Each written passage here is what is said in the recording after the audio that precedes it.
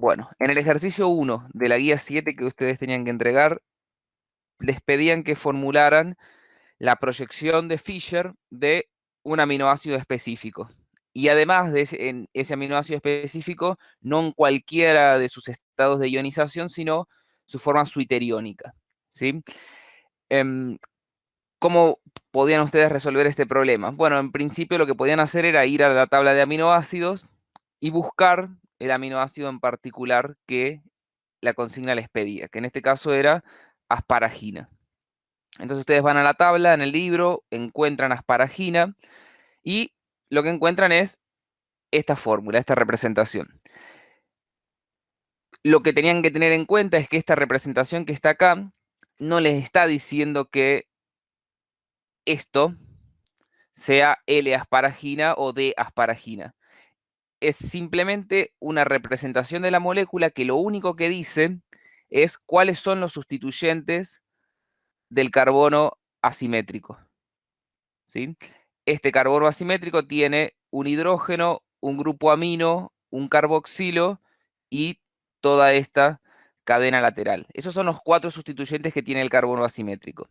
Sin embargo, como les digo, esta representación no se puede usar para representar la estereoquímica de un aminoácido en particular. Por ejemplo, si nos piden L-asparagina, nosotros no podemos representar esto así como está, porque esto no nos dice nada. No nos está diciendo si el carbono asimétrico es L o es D. Es simplemente nos dice cuáles son los sustituyentes que tiene el carbono asimétrico. Y nada más. Es decir, Profe, que sí, perdón que le decime. interrumpa. No, no, no hay problema, Están decime. hablando del grupo de WhatsApp y los puede aceptar. Ah, a ver, no, un segundo. Tenía una sola compañera acá esperando.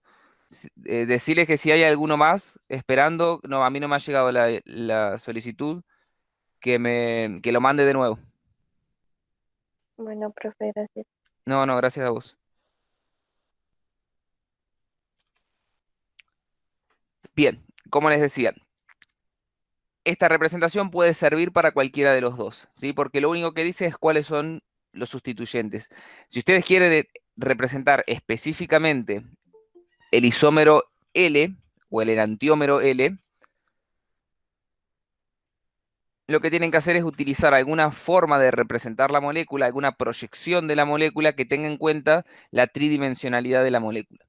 Pueden ser una fórmula de esqueleto utilizando cuñas o puede ser, por ejemplo, una proyección de Fisher.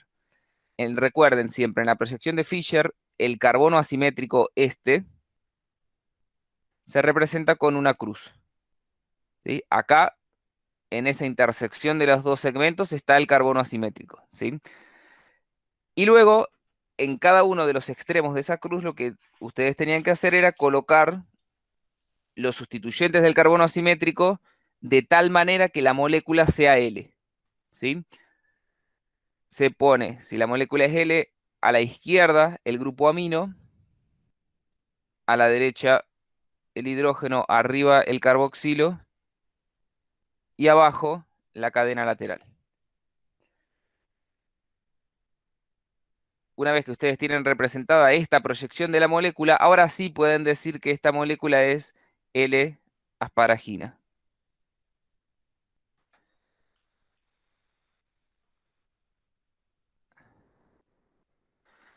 Bien, algún detalle más. Por ejemplo, bueno, este es el grupo funcional amida que ustedes tenían que señalar, el grupo funcional de la cadena lateral.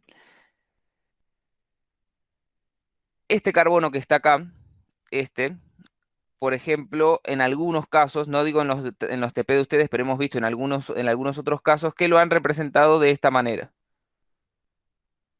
¿sí? Y el grupo amino acá abajo. Esta manera de representar el carbono este carbono que no es asimétrico, porque este carbono no es asimétrico, porque tiene dos sustituyentes que son iguales, dos hidrógenos, esta manera es incorrecta, porque los únicos carbonos que se representan con una cruz son los carbonos asimétricos en las proyecciones de Fisher. Entonces, si ustedes están representando un carbono de esta manera y colocan un sustituyente y después colocan otro sustituyente que es igual, Eso les debería llamar la atención a ustedes acerca de que ese carbono no es asimétrico porque tiene dos sustituyentes iguales y por lo tanto no se puede representar así. ¿Sí? Lo correcto en ese caso es representar, si están utilizando una fórmula condensada en proyección de Fisher, lo correcto es representar el CH2 de esta manera. ¿Sí? Y un último detalle, este grupo que está así con carga negativa, que es un carboxilato, que es un carboxilo desprotonado, así como está, es una base, ¿sí? Si nosotros tenemos un grupo funcional carboxilo con el protón en el OH, sí es un ácido, ¿sí? El grupo carboxilo, como hemos visto muchas veces, es un ácido. Sin embargo, cuando nosotros tenemos la forma suiteriónica y tenemos el carboxilato, es decir, el carboxilo desprotonado y con carga negativa en el oxígeno, este grupo es una base. Es la base conjugada del ácido, del carboxilo. Lo mismo para el grupo amino protonado. Así como está protonado, este grupo amino, que lo podemos ver como una sal de amonio, es un ácido. Para poder decir que un grupo amino es una base, tiene que tener un par de electrones libres sobre nitrógeno, ¿sí? Este grupo amino sí es una base. El grupo amino protonado, como sal de amonio, es un ácido y específicamente es el ácido conjugado de la base. Bien, es para que lo tengan en cuenta porque en algunos casos hemos visto que han marcado como que este grupo carboxilato es un ácido y en realidad es la base conjugada del ácido.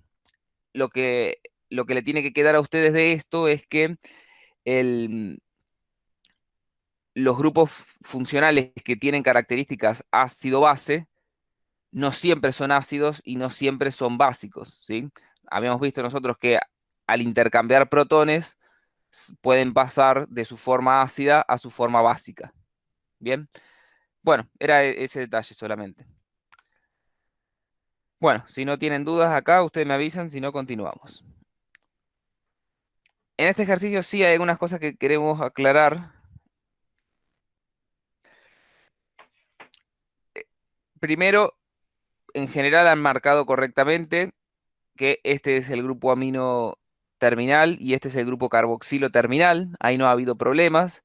En general han identificado correctamente que esta cadena lateral correspondía a valina, al aminoácido valina, que esta cadena lateral correspondía a triptofano o triptófano y que esta cadena lateral correspondía a treonina.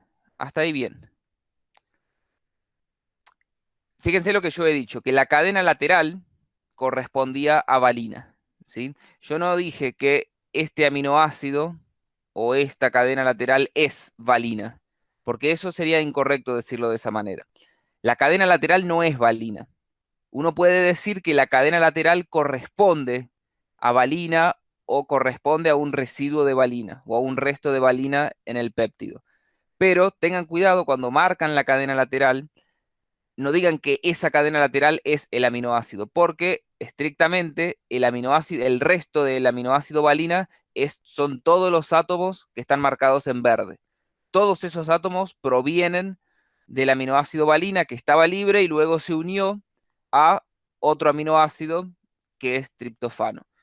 Del mismo modo, todos los átomos que están en rojo son los restos o el residuo del aminoácido triptofano, ¿sí? No solo la cadena lateral. Para treonina lo mismo, el residuo de treonina es todo lo que está en azul, no solo la cadena lateral. Ustedes pueden usar la cadena lateral para identificar el aminoácido, porque si se fijan, esta parte, ya lo hemos hablado muchas veces, esta parte es igual a todos los aminoácidos y solamente se diferencian por la cadena lateral. Pero bueno, como les decía, no digan que la cadena lateral es el aminoácido, sino utilicen la cadena lateral para identificar el aminoácido, pero el residuo del aminoácido es son todos los átomos, no solo la cadena lateral. Y por último, hay una confusión en cuanto al qué es el enlace peptídico y qué es el grupo funcional amida. Estos átomos que están acá es un grupo funcional amida, pero esto no es el enlace peptídico. El enlace peptídico es estrictamente ese par de electrones que está uniendo al carbono del carbonilo y al nitrógeno de la amina, ¿sí? Ese par de electrones que está marcado en negro solamente para llamar la atención de ustedes, no significa nada en cuanto a su longitud ni nada. Ese enlace es el enlace peptídico, es decir, ese par de electrones. No todo el grupo funcional amida, sino ese par de electrones, ¿sí?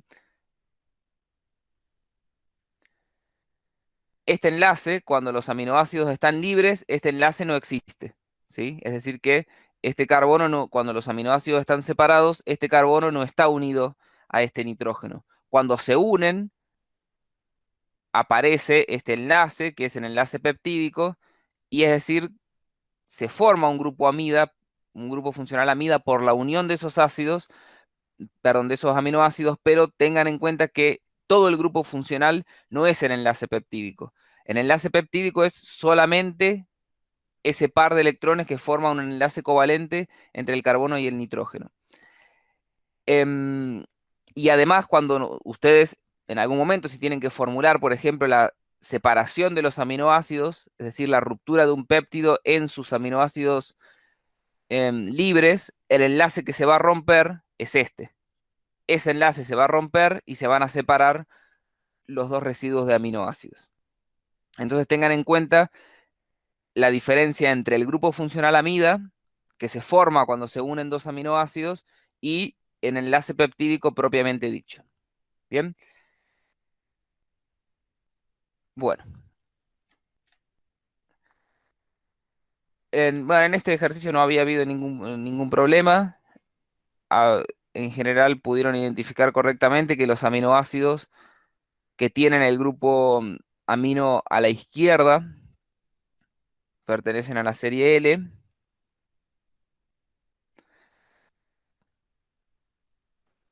Y cuando tienen el grupo amino a la derecha, pertenecen a la serie D. Y con la identidad química de los aminoácidos tampoco en general ha habido problemas. Este aminoácido es L-glutamina. Fíjense que, igual que asparagina, tiene un grupo funcional amida en su cadena lateral, pero tiene 2 CH2 en vez de uno solo. Este aminoácido era D-metionina. Y este aminoácido era L-isoleucina. En general, quizás ha habido alguna dificultad em, en identificar la cadena lateral de este aminoácido. Fíjense que en L-leucina, la ramificación, este metilo, se encuentra en el carbono 1, 2, 3. ¿Sí? En algunos casos han marcado o han dicho que este aminoácido era leucina. En vez de isoleucina, leucina. El aminoácido leucina, la ramificación, este metilo, fíjense que está en el carbono 1, 2, 3, 4, ¿sí? No en el 3. Cuando la ramificación está en el 3, es leucina. Entonces, fíjense que en isoleucina, perdón. Los aminoácidos isoleucina y leucina son isómeros de cadena, ¿sí? La única diferencia entre ambos es que la ramificación se encuentra en el carbono 4, en leucina, y en isoleucina la ramificación se encuentra en el carbono 3.